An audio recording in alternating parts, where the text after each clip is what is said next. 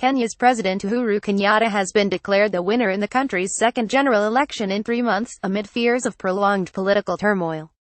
Last week's rerun of presidential polls, controversially ordered by the Supreme Court, was marred by violent clashes between security forces and an opposition boycott. Kenyatta, 55, won 98% of the vote, the Election Commission said. With his victory never in doubt, attention has focused on the 38% turnout. That figure will undermine the credibility of any mandate Kenyatta may claim for a second 5-year term and will be seen as a victory by the opposition. Polls were not held in 4 western constituencies, all opposition strongholds, for security reasons, election officials said. Every 5 years we seem to be facing the same challenges. It is important we ask ourselves some hard questions, said Wafula Chebukati, the chairman of the Electoral Commission.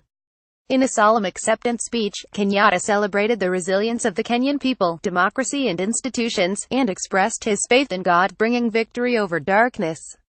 Any other country experiencing the turns and twists of our recent electoral process would have burst asunder, the president said.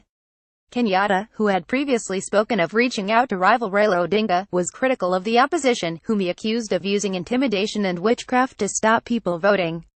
He did, however, call for peace, telling Kenyans, "Your neighbor will be always your neighbor, let us be our brother's keeper."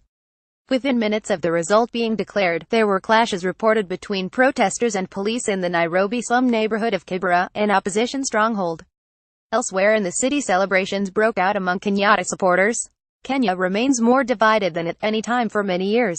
Fears of further violence between ethnic groups and a hardening of divisive rhetoric remain high, despite efforts by civil society groups, diplomats and some leading politicians to reduce tensions.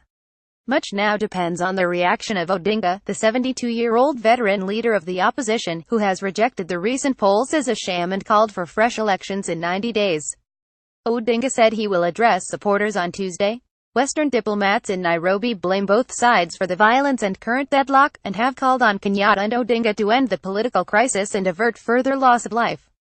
"I call on all Kenyans to come together at this critical moment in an open and transparent national dialogue, to reject the politics of hatred, and to resolve divisions," said Rory Stewart, the UK's Minister for Africa. Officials said on Monday that police were searching for opposition politicians they blame for an outbreak of violence in a slum neighborhood of Nairobi. At least 3 people were killed in violence on Friday and Saturday in Kawangware, in the west of the city. Some reports put the death toll at 10. In Kawangware, people were targeting those who voted. "We are looking for suspects who are politicians and you will see arrests soon," said Martin Komani, Kenyatta's special envoy for countering violent extremism. So far this year, between 55 and 75 people have died in election-related violence. Many have been shot by security forces, and human rights campaigners have raised concerns about heavy-handed policing during the polls. Heavily armed police are using unlawful force against protesters and bystanders, in what appears to be a deliberate campaign to punish people for continuing to protest, said Amnesty in a statement. Komani defended the actions of Kenyan police and paramilitaries over recent months. The security services have not undertaken any systematic use of violence to intimidate or confront any peaceful demonstrators, he said. "There is a limit to the politics of vigilantism, interference and sabotage, and we have to hold that line. We have had some calls for peace but immediately succeeded by more incitement."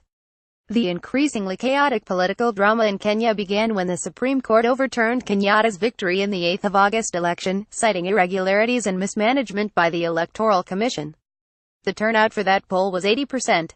Odinga then withdrew from the rerun election, saying he believed it would be marred by the same flaws as the August vote. A flood of legal challenges to the most recent election is expected. Okia Omtata Okoiti, an activist, filed a petition before the Supreme Court last week claiming a fresh poll should have been held rather than a rerun following the Odinga's decision not to stand. "Without the rule of law we have nothing else. It is the foundation of everything. Otherwise people will just go to war," he said.